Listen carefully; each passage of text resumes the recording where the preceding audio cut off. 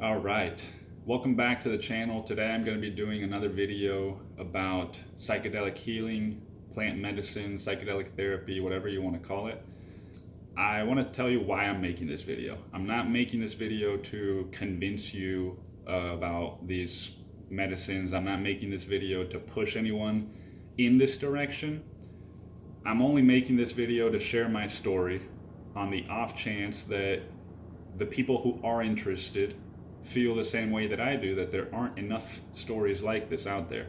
I'm just an average dude who kind of was sick of his own shit and had exhausted a pretty long list of other therapies. This is just me sharing my experience so far. One last thing before I start, there's two books that I would highly recommend checking out. One of them is called A Dose of Hope, and it's written by Dr. Dan Engel and Alex Young. And it's basically like an intro to MDMA therapy specifically. The second one is called Trust, Surrender, Receive. And that one's pretty much just like case studies of a bunch of different people that have done MDMA therapy. How and why did I decide to do this? Quite simply, I was starting a new relationship and I was feeling extreme jealousy, and that jealousy was starting to control me and my behavior. And I sort of, signed up for a challenge in that relationship where I was like, hey, you know what? I'm not gonna let this jealousy, sort of end the relationship. But I signed up for that and I was like, fuck, dude, all right. It's one thing to say it and it's another thing to actually put it into practice. So I felt like I need help, and there's meditation, every other form of healing and therapy and all these other things. I've tried most of them and a lot of them have helped me, but I kind of felt like I'd plateaued, and I'd had one experience with psychedelics in a healing modality before. So this wasn't my first time doing it, but it was my first time doing it with like a professional. And so I'd had this one experience with psilocybin in the back of my mind where I was like, hey man, remember that one that really helped you and really sort of propelled your growth? And so I was just in a situation where I felt kind of helpless, and I didn't feel like the things that I had done up until that point would help me moving forward. So I reached out to somebody that I knew could connect me to a healer. And so how did I find that fucking person? Let me just say that it's not as hard as you would think it is. If you do some light research into this space, you'll find some people that are pretty open about these things in that space and that you can reach out to, that can connect you with someone. So on that note, how did I prepare for my first session? There's sort of three categories, I guess.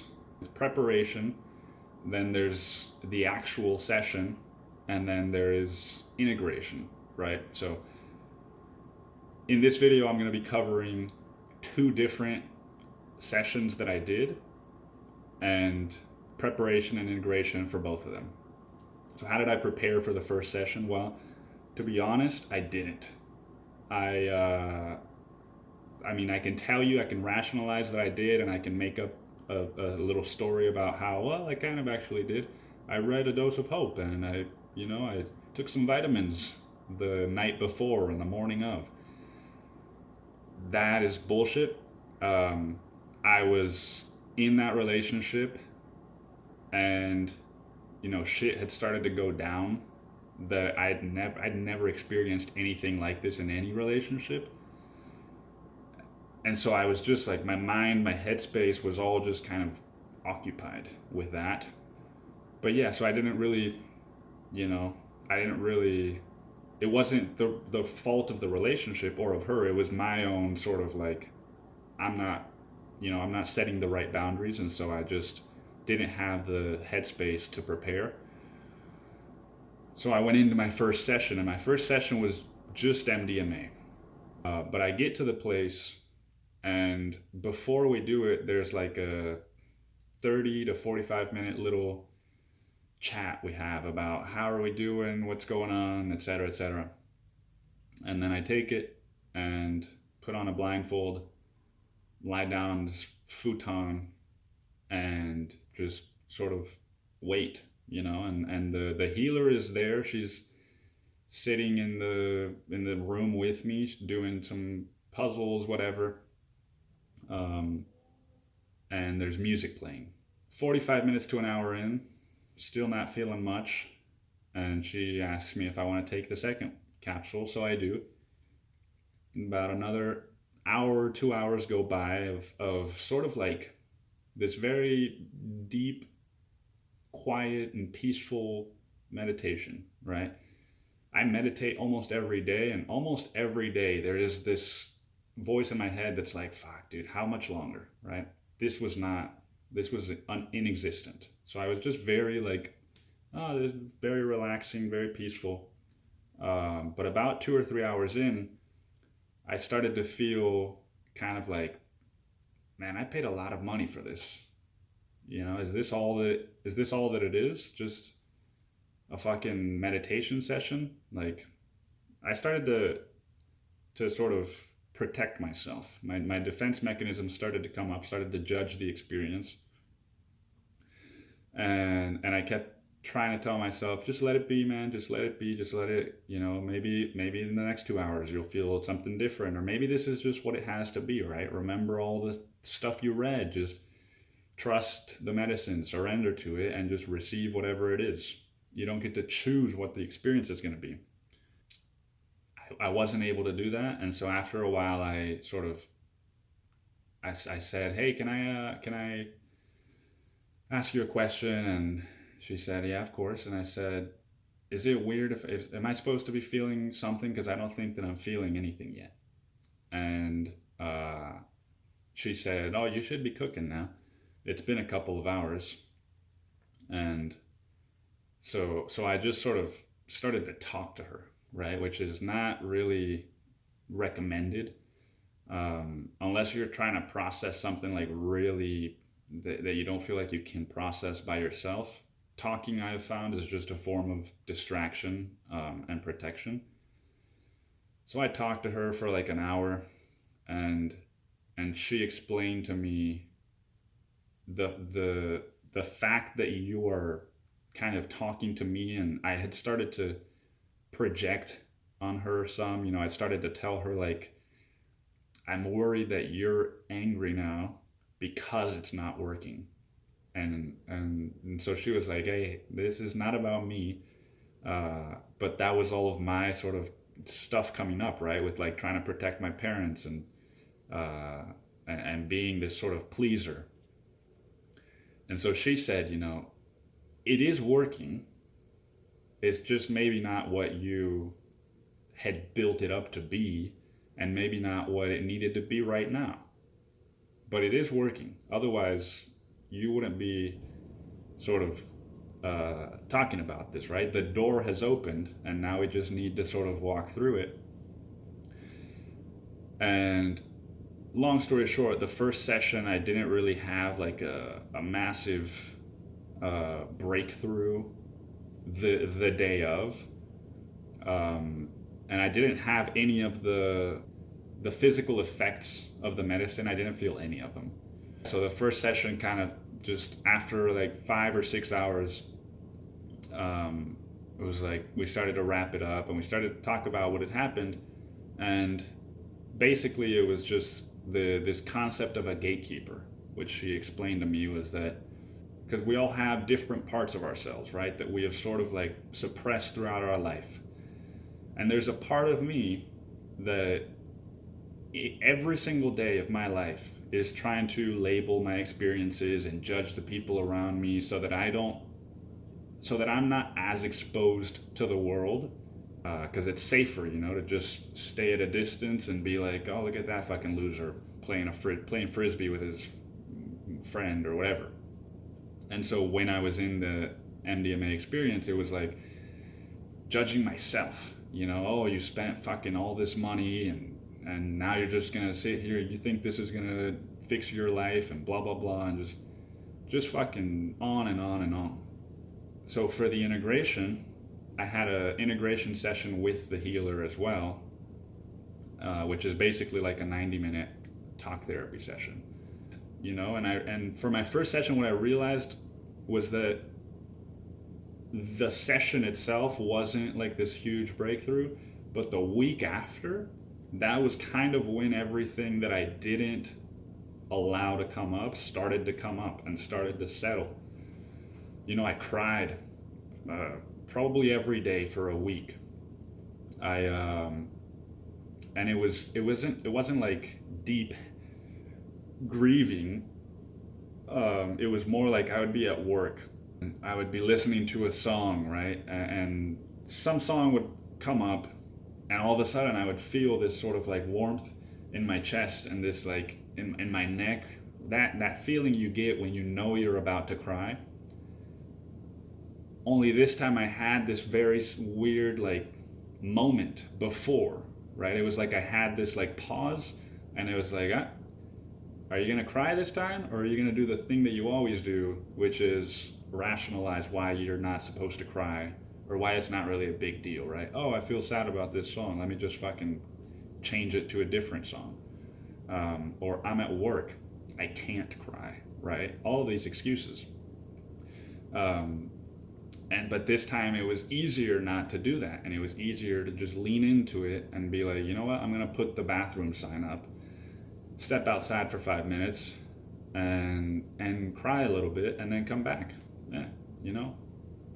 Big deal. Could have done that fucking every time before this.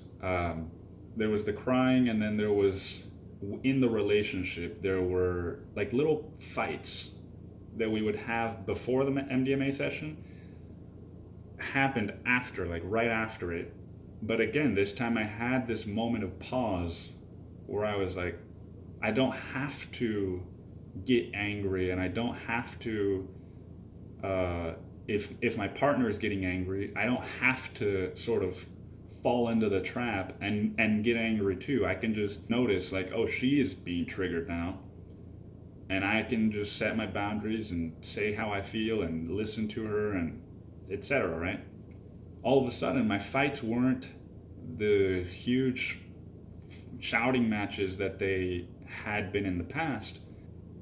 And so I brought all this up during the integration session, and I was like, am I doing integration right? What is integration? And the healer told me integration basically boils down to change, right? Making a new choice, making a different choice. And part of sort of my work at that moment was to accept that just because my session wasn't what I thought it would be, didn't mean it didn't work. Preparation for the second session. And actually, why did I do the second session, right? A couple months after the first session, the relationship I was in ended. And so it was this moment of panic, and it was this moment of like, I'm afraid that I might not survive, right? Like, I wasn't having suicidal thoughts or ideations or anything like that. It was just my trauma, my fear of abandonment coming up when the relationship ended. Was like, because obviously, right, if my romantic relationship ends, I don't depend on her for money or food or anything. The reason it feels like the world's going to end, or it felt like the world was going to end, was because when I was a kid and I felt abandoned by my parents, I did depend on them. And so back then, it really did feel like, oh no, if they abandon me, the world is going to end. So anyway, feeling helpless again, and so I scheduled the session. So how did I prepare for the second session? I grieved. I didn't have a relationship in my brain to think about. And so instead I was like, all right, I'm going to try to create some time to just be, and to just be with myself.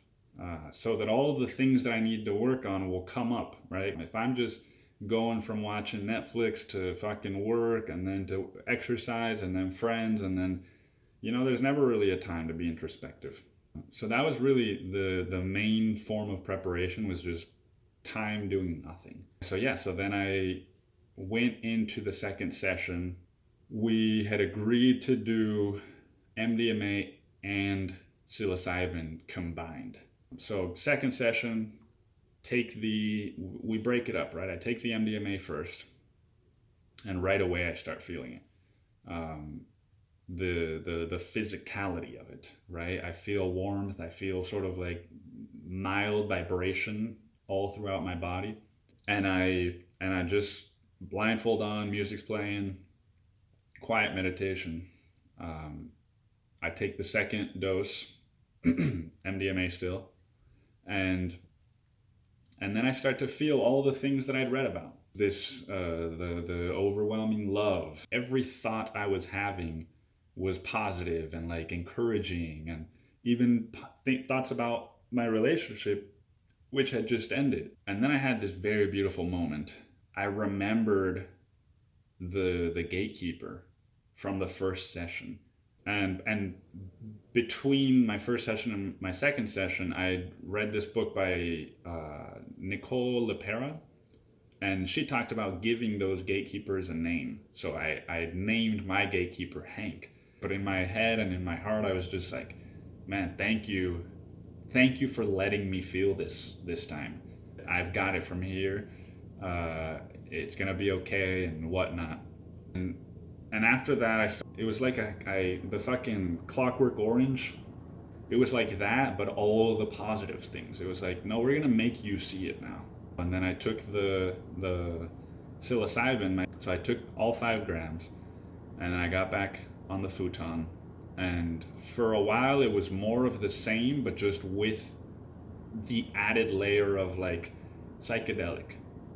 And then the trauma started to surface. And it was very subtle. Like, it kind of started physically, where I was like, I started to feel like a shift in my body, and my positive thoughts were starting to go away. And it was like, right? That's how I felt for probably like the next hour. Was like, what's going on? There was just a lot being thrown at me, and I wasn't sure what it was, right? Like at one point I saw just like images of like home invasions and like war and like fucking like Native American just like fucking running and jumping on me. Just like I started to feel sort of this like violence starting to come on. And at that point, my the healer asked me like, how are you doing? And she said, does it feel literal or metaphorical? And I said, it feels metaphorical. They're like, these aren't my memories. And then my arms and my legs started to shake, and I just started to feel like a lot of, I guess, fear. And my healer said, can I come sit next to you? And I said, yeah. And she said, can I hold your hand? And I said, yeah. And so at this point, dude, my whole body is just fucking like shaking. And I start to feel what's called somatic release, like never before. My hands start to do this. They started to clamp up like this. And I was just doing this thing, and I couldn't stop. I could kind of move my arms out, but my hands were still like this. And then my neck and my whole body started to clamp up. It got to a point where this is what I looked like on the futon, was just like, it was just like a bearable pain. And so she said, can I put my hands on your chest and your belly? And she does that, and at that moment, man, this is where it just got very like, what's going on?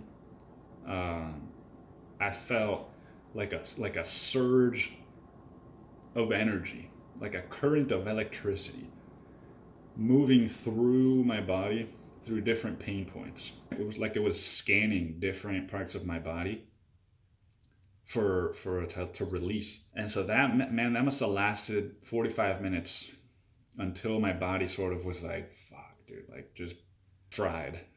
And somewhere between that ending and me just being kind of fried, I was able to locate sort of what memory I was trying to locate, which did end up being sexual abuse. But at that point, I was fucking hit with it, man, and hit with it from an angle that I kind of had suppressed, because the memory itself wasn't like I knew about all this before the session, but I just had kind of left some parts out, right? In my conscious memory before the MDMA session, I was like, oh, this is how it happened. And then during the MDMA session, it was like, no, motherfucker, this is actually how it happened. What started to come back to me at that moment was sort of an aggregate of an experience that I repeatedly had, which started at 13. I would chat with older men and perform sexual acts for them through a webcam. I was living with my dad, and I was 13, and my brother lived with us too. My mom, my sister lived in California, and I was in Mexico. And I didn't really have, like, I was alone in the apartment during the memory, and I was sitting on this white sofa that was in sort of this like living room area that was my living room area, because I didn't have an actual room. I slept in my dad's room. And I was lying on the sofa like sideways like this, just like scrolling on the computer. And I started to hear sort of the voices, right, of the men that I would talk to, and I just started to see this experience from someone else's perspective, right? Like if it was happening to my kid. And I felt, man, I felt sadness, I felt shame, I felt a little bit of fear, like what the fuck, man.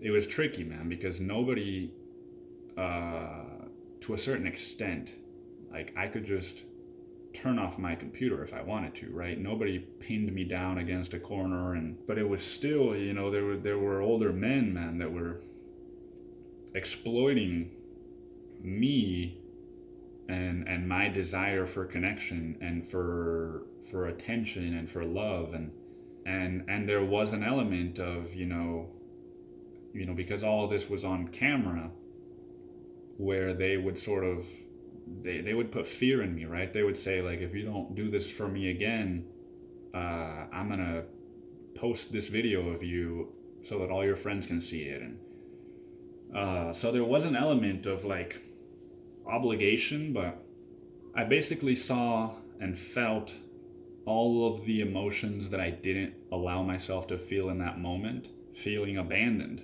Because how is it that at 13 I was able to get away with this with no one knowing?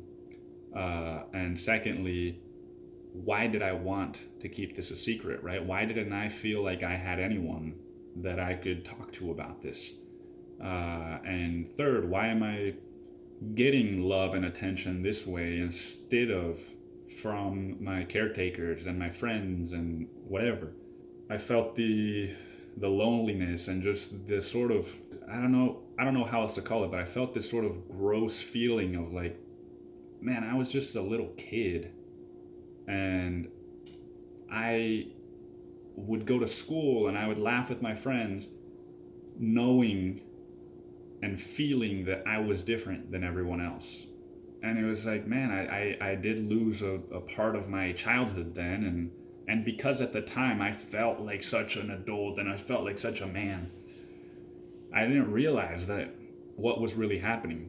Basically, I just went into that trauma in the tail end of our session, and when I got home, I called one of my good friends, and then I just fucking started crying and releasing some of the sadness. And so integration for the second session, I wasn't feeling physically all that well for like a day or two after. So I just kind of took it easy. I journaled, but even journaling was like, I don't want to go back to that quite yet, because it was very overwhelming, and it would like I could feel the same sensations if I did, and I just was nauseous, and so I took it kind of easy. I cried a lot. I journaled a little bit. I had talk therapy with a separate person. I painted. I did contrast therapy, which is ice bath and sauna combined. I went on some nature walks. I got a massage, like a really fucking, like I was shaking after the massage. And then I had my integration session. And so talking to her, I realized that I wasn't a victim. I put myself in that situation, and I could have taken myself out of it at any moment. Yes, I was a kid, and I didn't understand the extent to which these experiences would impact me, right? I didn't know about trauma. I didn't know about... I thought, like, as long as one day in the future I stop doing this, I'll be fine, right?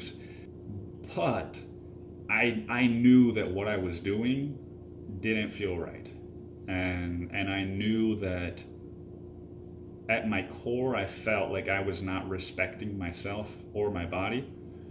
And what I felt during the session was everything that I had to sort of push down so that I could reap the benefit of those sexual encounters. And the way that I understood it, and again, I'm speaking about my experience. I'm not speaking, if you were sexually abused, you had your own experience. This is only me speaking about my experience. But there's a very thin line for me between taking responsibility and blaming yourself. This is not about blaming myself. This is about taking responsibility, which means recognizing that I played a role in this too. I went out into the internet and I searched for this, and I suppressed this part of me that, you know, maybe I didn't feel capable of feeling at the time, and maybe if I didn't suppress it, I would have had an unsolvable problem, in the words of Gabor Mate. You know, all of those rationalizations, they're all true. I'm not saying they're not, but at the end of the day, what mattered was that I sort of let that voice that I sort of fucking locked in a box and buried in the core of the earth, that I dig that up and I let it have its say. And what it had to say was, I felt abandoned by you, by me, because I knew what I was doing. And I knew, man, that there were other ways to do this, but I was too afraid to do those things, and I didn't feel safe maybe doing them with my family, or like I didn't feel safe talking to my dad about my emotions, and I didn't feel safe talking to my brother about them. And teenagers at school don't talk about emotions. And again, it's not saying it's my fault, because I just was doing the best that I knew how, you know. But taking responsibility means recognizing that even doing the best that I knew how back then still created a deep wound, and that I can, you know, recognize that and not beat myself up, and also forgive myself. And then integration, again, like I said, integration, what that means at its core is making different choices. So how do I integrate this voice back into my life? By making a different choice next time I have sort of an urge to suppress my emotions and act out sexually instead. You know, listen to that voice that's like, hey, we've done this many times before. Maybe there's another way to do it now. Maybe you're old enough to where you don't have to do this anymore, and you can actually feel whatever it is you need to feel. The last thing about that, which sort of blew my mind, and maybe it's hard to explain or maybe I wouldn't even understand it if I was listening to myself before I did the session. But just the fact that before the second session, when I thought about this memory of the abuse, or memories, I didn't think about them as sad or as painful, or as, I just thought about it as like kind of how I allowed myself to feel them when they happened, which was like, I felt a lot of adrenaline, and I felt sort of positive because I was getting a lot of positive feedback and attention. Gross, right? You know, it's a bunch of old men and whatever, but for me at the time, it was like attention. And so when I remembered that in my conscious memory, it was all those same things. It was like, ooh, this is dangerous, and I'm not supposed to be doing this, but it's exciting, and it's all of those things. What I didn't realize until the fucking medicine showed it to me was that a feeling can be there during an experience that I have no clue about, because my brain is so good at tricking me and at just burying that to the point of not even recognizing that it's there anymore. And it kind of just made me think, like, how many more experiences in my life must I have had like this, right? Not necessarily sexual, but just moments in my life where I'm like, oh, that was kind of cool that my dad wasn't around and I had a key to the apartment at 13 and I could just go anywhere, right? Ooh, that's exciting. Ooh, I don't have people telling me what to do. Oh, what if I fucking actually, what emotions might I have been feeling that I didn't allow myself to feel? Because again, if I had accepted and felt all of the pain I was feeling at 13, and all of the sort of like, this is disrespecting my body, and etc., if I do this on the webcam, then that wouldn't have worked. An easier way of understanding it for me these days is like my relationship to marijuana, right? It worked for a while to sort of like suppress my emotions and my responsibility and whatever. And it was like, oh, this is fun. I escaped from my life. Until it didn't. Until I realized that what I was doing was escaping. And once I realized that that was what I was doing, it no longer worked. I would still smoke, but I would only feel all of the things that I was trying to escape from. They were only heightened because I knew, oh, this isn't actually just for fun. This is escape. And so when I was 13, I had to suppress that in order to get any kind of benefit out of my experience. The last thing, I guess, is where do I go from here? Well, I plan on doing this for a while because I think I have a lot of trauma left to sort out. And that's about as far as I'm planning. And I also sort of, it's not fun. You know, it's not fun to go in there and do these things. I don't feel a craving to go back. None of this speaks to me the way that drugs used to speak to me. And it's also very draining and overwhelming, and just like, you know, that week after my second session, I was like, fuck, man. Like, I was experiencing a reckoning with myself and my life, and just like, dude, you haven't been taking responsibility for some shit. Now's the time to. And it takes a while to do that. So I don't know. I'm of the mindset that spreading them out is the way I want to do it, because I actually want to spend time in between each session making sure that I'm integrating what happened, and not just going back for the experience of it. That is that.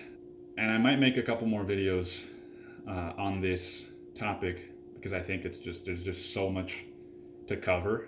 But yeah, man, thanks for watching, and I'll see you next time.